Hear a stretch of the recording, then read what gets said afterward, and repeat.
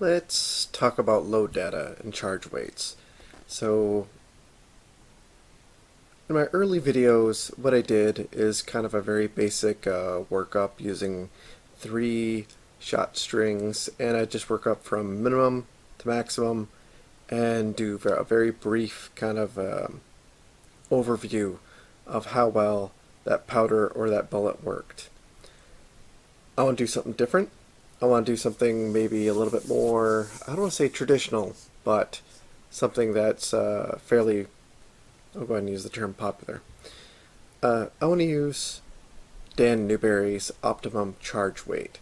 So now this is something we're all fairly familiar with and we probably use in some way, shape, or form. And this is very similar to just simply working up a group, working up graduations of powder, but this is paying attention to the data in a specific way because it's not about finding the smallest groups, which is what, let's face it, probably, I don't want to put a percentage on it, but that's what a lot of people do. They just find the smallest group and they call it good. And for whatever basic application they have for that, it usually works out unless there's a drastic change because of, environmental factors. Quite literally meaning that, like, what load you worked up in winter does not necessarily mean it's going to work in summer. Although with temperature insensitive powders coming out, that's becoming less of a thing, but it still is something to kind of worry about. Anyway, so right here we have basically the step-by-step guide of Dan Newberry's methodology. And so choose a bullet, choose a powder. We're all very familiar with that. And where things get weird for us is selecting the powder, because what I've decided to do is we're also showcasing IMR Enduron 4166 for my 8mm Mauser. And this powder is even listed on its front label as like, hey, this is good for 8mm Mauser. However, I'm using 200 grain Sierra Match Kings. And there's an issue here because when you look for the load data, it's not there. In fact, let me go to I went to Nosler. I went to Nosler's website, but that's part of where we're going to start looking because I didn't show it off. But I have in front of me the Sierra Reloading Manual 6th edition, and it has the bullet Sierra Match King. Sadly, though, not Enduron 4166. But when we take a look at some of the burn rates, let's take a look here. You can see some of the ones similar. Now it's marketed as being very similar to Hodgdon Varget, and it is. You can see up there it's in the ballpark. However, it is most closest to 4064, a classic powder. However, don't you dare use the weights for 4064 for 4166. That's part of the reason why I'm doing this video. That said, I'm taking a look, and for Sierra's load data, not only does it not show 4166, but some of the ones that are similar, like let's look at 4064. Maximum charge 42.7 grains. And that's with a seating depth of 3.115, which is actually pretty far out compared to some of the other sources. We'll take a look at that here shortly. And see, they also have Varget listed as 44.3. So that's no surprise. Slower burning powders, slower burning powders, generally you pack more into the case. The pressure spike isn't quite as severe. And let's see though, IMR 4320, which is, we'll have to scroll up here. Oh, I must have missed it. Never mind. Where is it?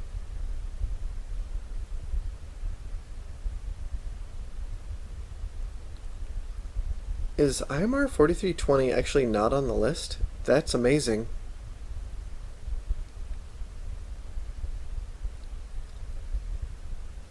That's actually hilarious that it's not on the list. Usually that would be right below or right around Varget. I think it's slightly slower burning because I believe it's between 4064 and IMR 4350. Makes sense. Anyway, so that oddness aside, 4320 has a maximum charge of 43.4 grains. Huh. Which is fitting, because it's supposed to have a slower burn rate than 4064, but yet Varget still has more powder in the case. So it goes to show that some general rules of thumb, well, they're just general rules of thumb. There's exceptions to every rule. But we're still no closer to finding what we could guess to be the proper charge weight for this bullet. So now let's switch over to Nosler's information. And this has both Varget, but also 4064. I'll have to scroll down here just a little bit. And Varget, wow, they pack over 3 more grains, 3.2 to be precise for the maximum charge.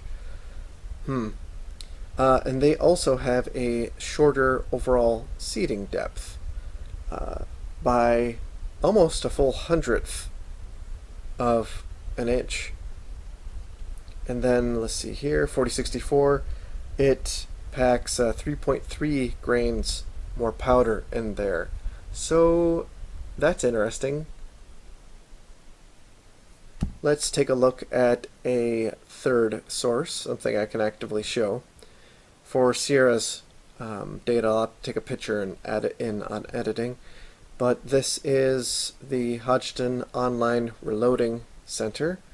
And, well, they have load data for 4166 right here, and this is for the 180 grain. And we can see it maxes out at 45.8, which, that's fine. I feel like that's going to be the ballpark we're in. And we see here 45 grains for the 180, whereas for the 200, now this is for the Spear soft point. It's a different bullet, so it has a different bearing surface, so therefore the pressures are just simply going to be different. Bullets of the same charge weight don't necessarily use the same powder charge, but we're all pretty familiar with that. Just changing up any component or any process in your reloading workflow, I mean, that's going to affect things. So anyway, we see here IMR 4064, 45.5, but sadly no load data for 4166. Very disappointing, but we have Varget up here, and that's loaded up higher too at actually the same 47.5. So that's good to hear.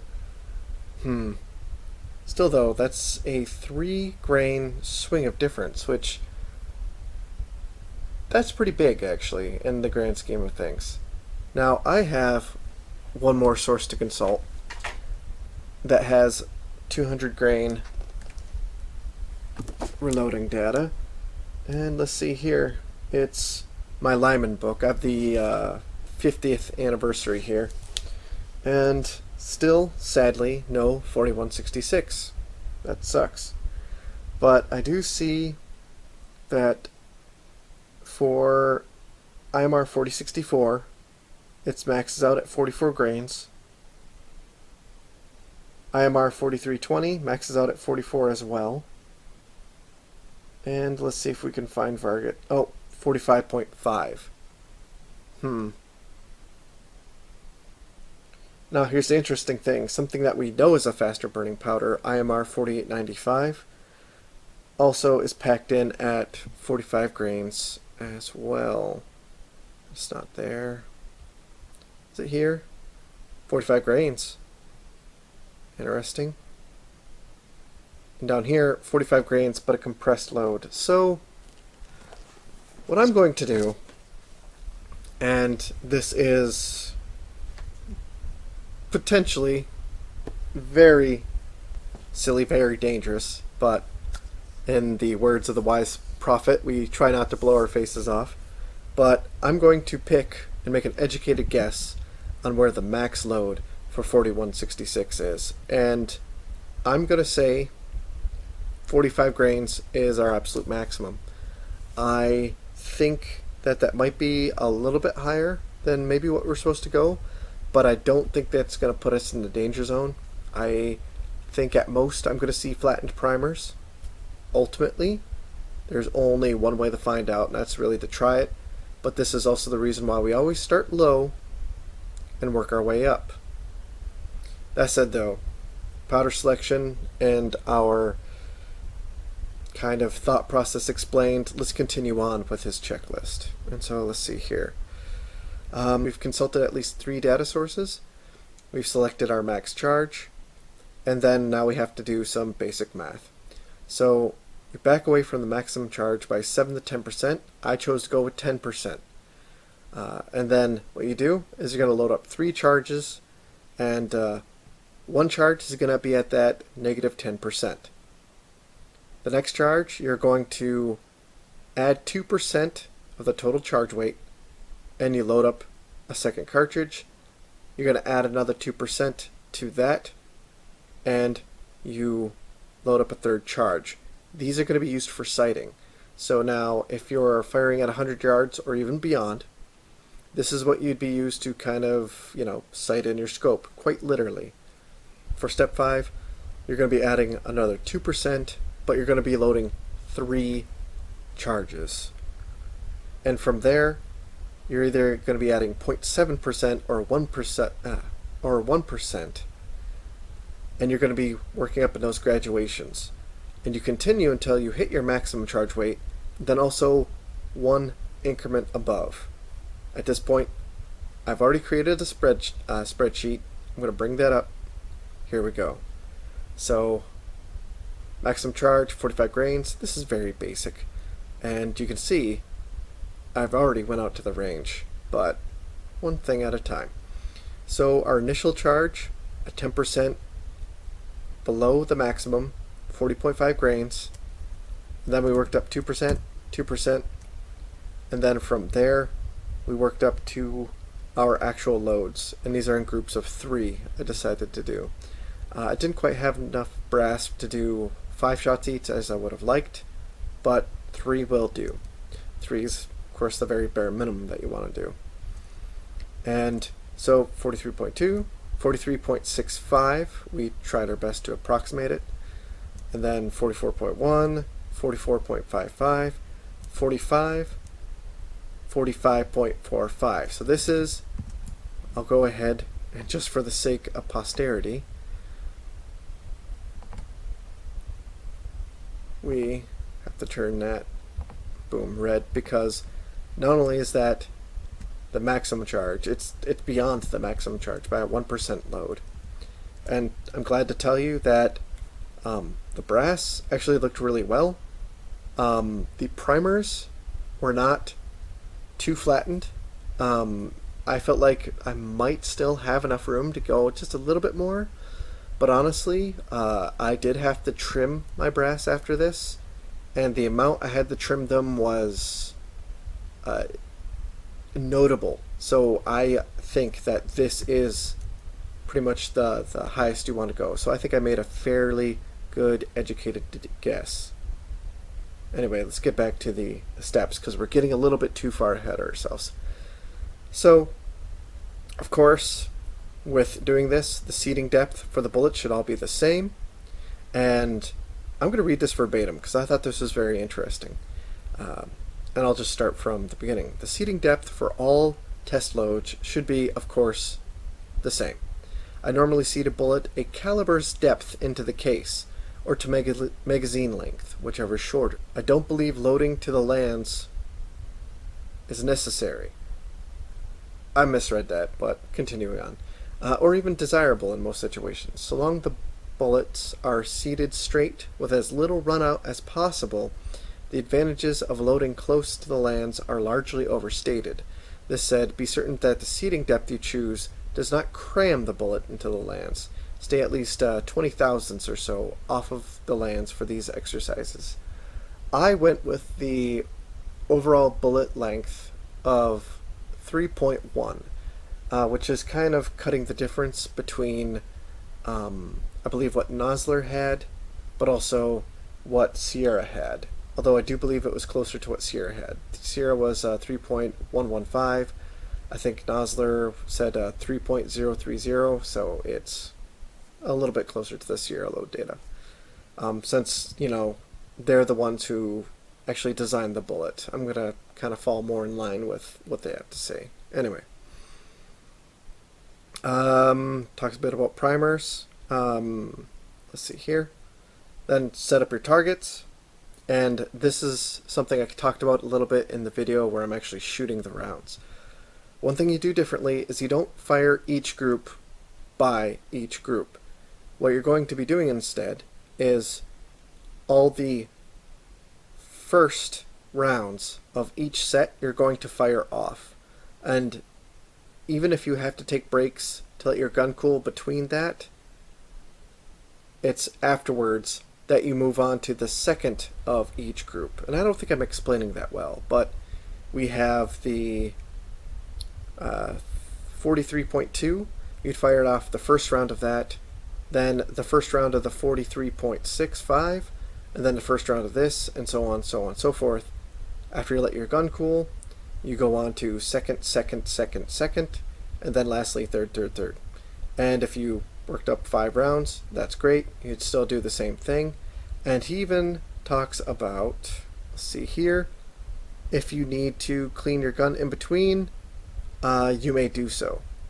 Although I think he wants you, let's see here. Yeah. Your barrel should of course be cleaned before starting, depending on the number of rounds you will fire. You may decide it is necessary to clean halfway through the string. Fire a couple foulers and allow a couple of minutes to cool before continuing. With custom barrels, you may be able to fire 25 shots or more before fouling begins spoiling group sizes. With factory barrels, I wouldn't fire more than 15 to 18 shots before cleaning. This is all relative, of course. I have military rifles. I did clean my rifle beforehand, but I did not bother stopping the clean because they're military rifles. That's all that really needs to be said. This is not precision work. This is something I'm doing just to kind of share with everyone. Anyway, let's see here. Then of course with each shot, you always pay attention to the any pressure signs. You don't want to go above any pressure signs you might see. So I was able to go through the whole graduation process, so that was great. And then he just talks about more paying attention to pressure signs. But here is where the optimum charge weight, where it differs from what people usually do. When you triangulate your groups, and so what you do with each of your groups, you pretty much find the point of impact. And you're also going to be measuring that point of impact from the point of aim.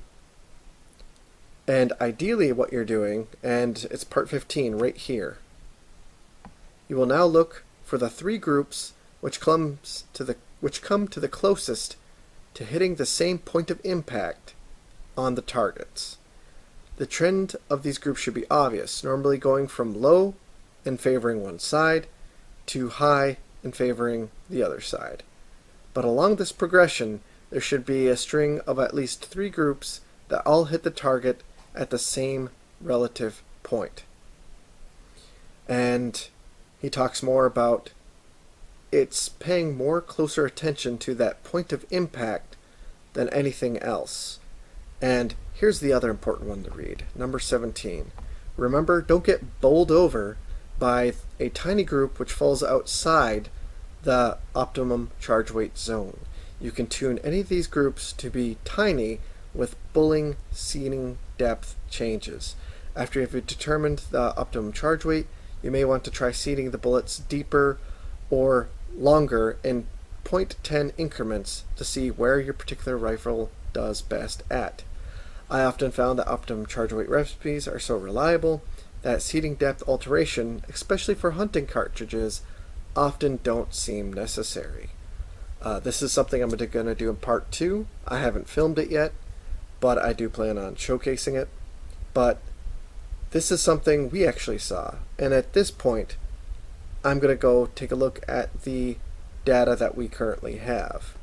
Okay, so now there's really no good way to chart this, and I already did show like the size of the groups and how they looked in relation to one another. Did a very quick little overview already, but we're going to look at the actual numbers, and yeah, going down into the hundredths with this is kind of silly and superfluous. Well, the thousands especially too, but I had my calibers out. I just was being thorough, I guess.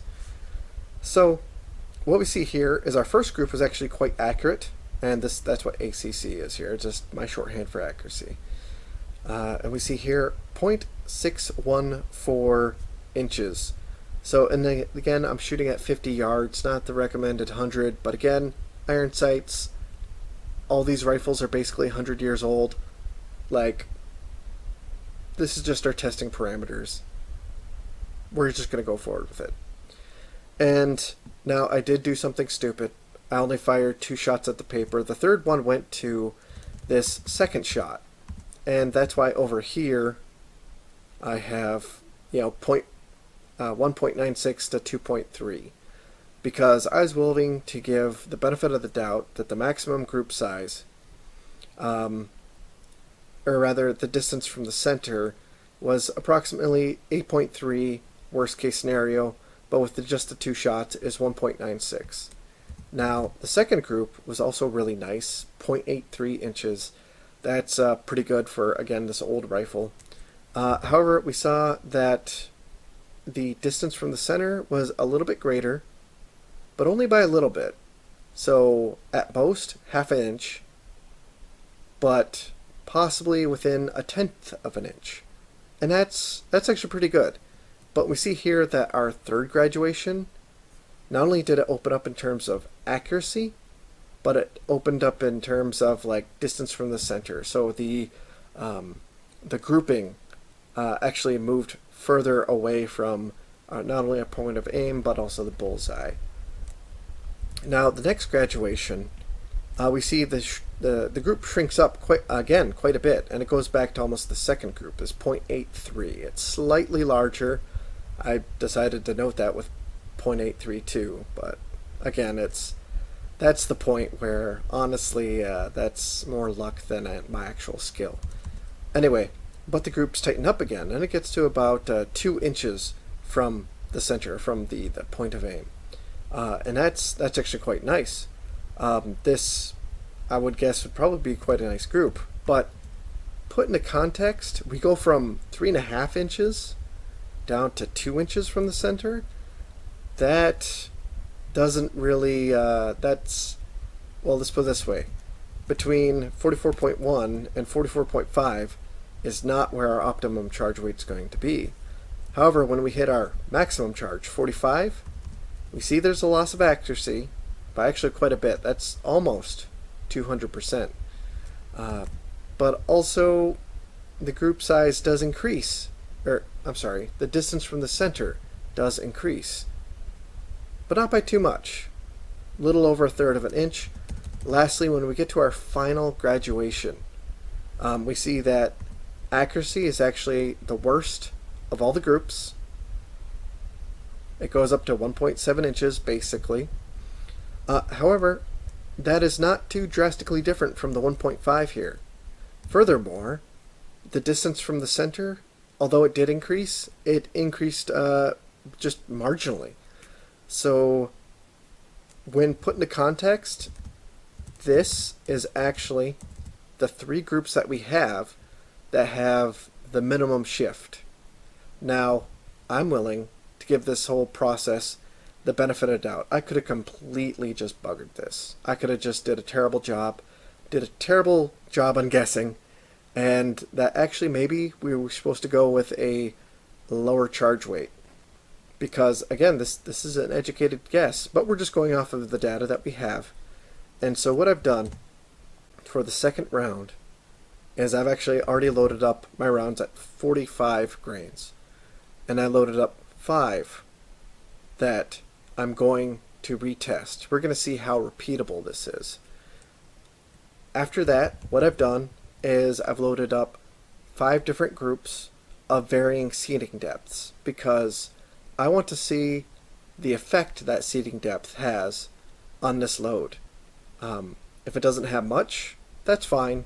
Again, although I'm using Sierra Match Kings, and maybe I might join the military surplus shooting competition that they have at the local range. That would be fun. These are not going to be, I'm not going to be joining any F-class shooting competitions in a while. But this is all just for fun. This is just learning. And we're going to see how that second part does. And before I end there, let's see here. And he just basically talks about safety during this last bit and how, you take everything into your own hands when you do this, especially when it comes to really, messing around with maximum charges.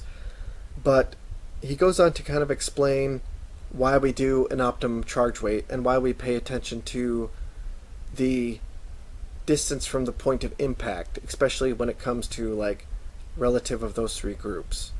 And the mindset actually isn't too different from the those 10-shot ladder groups you hear about, where you load up charges in 0.2 grain increments and you try to see with a chronograph what charge weights are. They give you this accuracy node, or rather I should say this this node in terms of stability in feet per second, because you're betting on that with that consistency it's going to be really good for long range shooting, and hopefully it also lines up with an optimum charge weight where it's going to be accurate as well. I explained that very poorly, but I'll try that again. It's okay,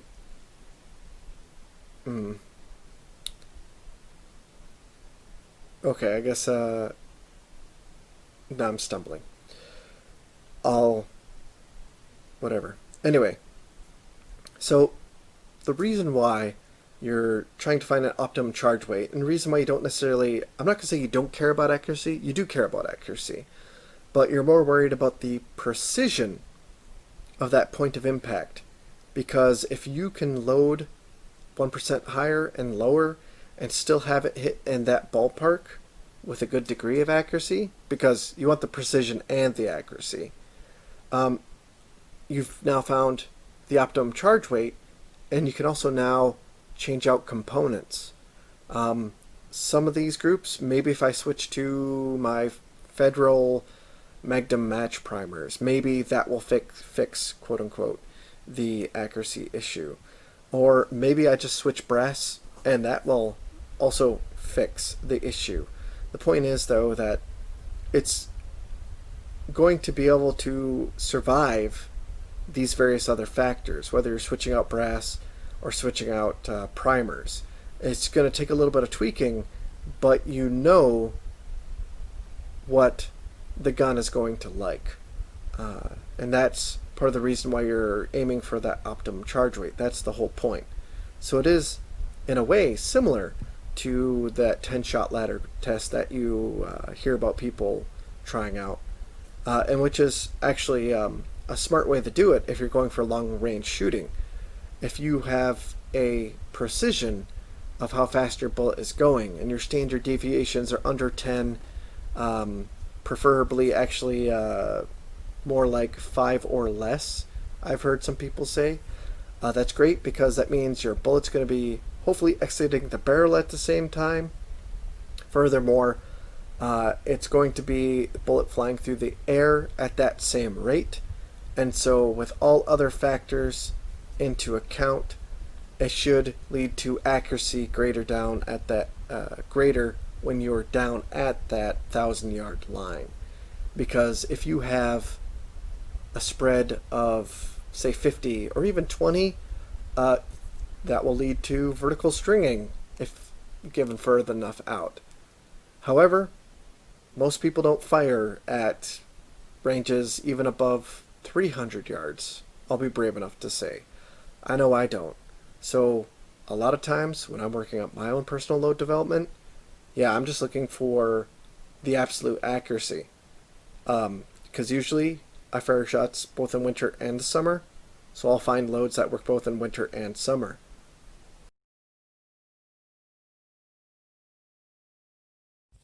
Okay, I can't talk for too long because I do have company here at the range today, and people don't seem to like it when you record stuff. Anyway, so this is my OCW work upload. These are my citers. Then these are my minimums. And then we're working our way up, and the maximum charge is 45 grains. That's what we settled on. Now, what we're going to be doing differently is we're going to fire one from here. Well, after we're done with our citers, one from here, one from here, one from here, here, and then we work our way up, because that will ensure that the heating of the barrel has no bearing on the group size, or rather it will kind of make it all even. That's kind of the principle behind it. Anyway, let's get to shooting. Okay, these are my citers, so I'm going to mark them all the way through, because we are going to reuse these targets. And now working from minimum up to maximum, we're going to go through our charges. Again, firing one from each group. So 1, 1, 1, 1, 1, 1, so on and so forth. One on each target until we hit maximum. So I gotta be quick because there's other people waiting on me. Bless their hearts. Anyway, so this is the minimum charge, and you'll notice something, only 2 holes. Now I wish I could say that I put 2 in 1. That is not the case. Here you'll see there's 4, and I'm actually really happy with this because it is 2 through 1 right there. Now with the next up, we see there's a change in the point of impact, and also the group widened up. That's okay. Now, these are my citers. You can see the line right through them. But the next up, it closed up again, but we have another shift in the point of impact. It is closer to the original point of impact, but it still goes from the upper right to the lower left. This one kind of stays the same, but it opens up yet again. And then the maximum charge, it opens up even more, but actually the point of impact didn't change a whole lot either. So what I'll have to do, I'll have to bring these targets home, we'll have to measure things out, because the whole point of an optimum charge weight is to find the 3 closest groups, and this is paraphrasing, the 3 closest groups that where the point of impact changes the least. And it might actually be this one here, but that's speculation. I need to take things home, I need to measure them out. So let's go ahead and do that. It is a beautiful Michigan morning out here, and what I have here is the last part of my test with 8mm Mauser and IMR Enduron 4166. This row right here, all to the left, these are the ones that I've decided on. I believe this is 45 grains. These are Sierra Match King bullets, Winchester Match primers, Nosler brass.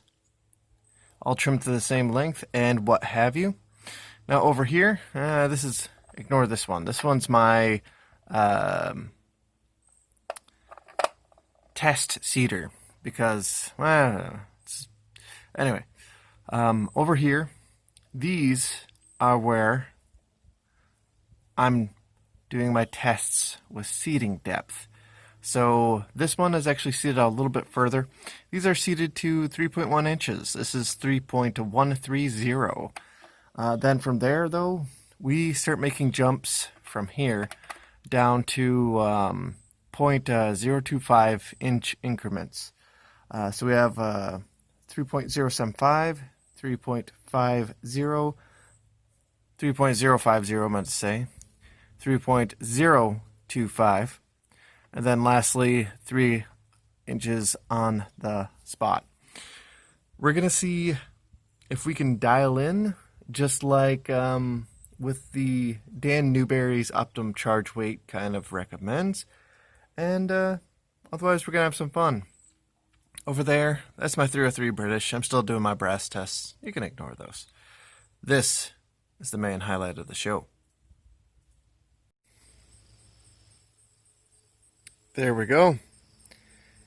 That's a little bit worse than the original group, but very similar point of impact. I'm still fairly happy with that because it's early morning, first shots of the day. I'm not too worried or concerned. So let's staple up a new target. Let's start our seeding depth analysis. So that is 3.130 inches for the seeding depth. One reason why I did it like this is ultimately I'll be able to see the overlap and then I'll have the video evidence to compare. So this will be interesting. So far I see a slight raise, but let's get through all of our other groups. Well, that's interesting. That's even more interesting. I find it interesting also that in general the groups are going to the upper right. Even the one that was seeded out to 1.130 shot just a little bit to the upper right over the original 3.1.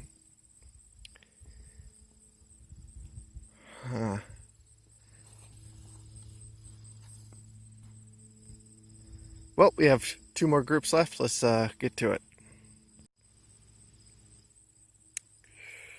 You know, when I originally fired these, I was like, I think I shot one left. Maybe I did, but if I did, that one all the way down there, whether you want to call it a flyer or not, yeah. And this group is a little bit more to the lower left than the previous one. I'm holding the stapler in the other page in my other hand, so it's hard to navigate around everything. Let's see what 3 inches on the dot does. And this is 3 inches. Nothing spectacular. So, now that we're done, we can flip all the way over to the original page. Okay, now, this is basically a 20 shot group.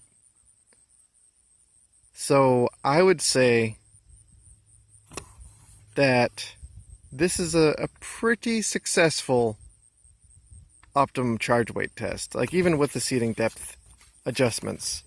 I think 3.050, which you saw in the previous, earlier in the video, I guess I'm going to have to say, was definitely probably the best. I'm going to retest that. But with everything considered, everything's in the same ballpark. That's about a 2-inch group, which means at 100 yards, 4 inches. That is what you can expect out of this rifle, basically. I don't think that's bad.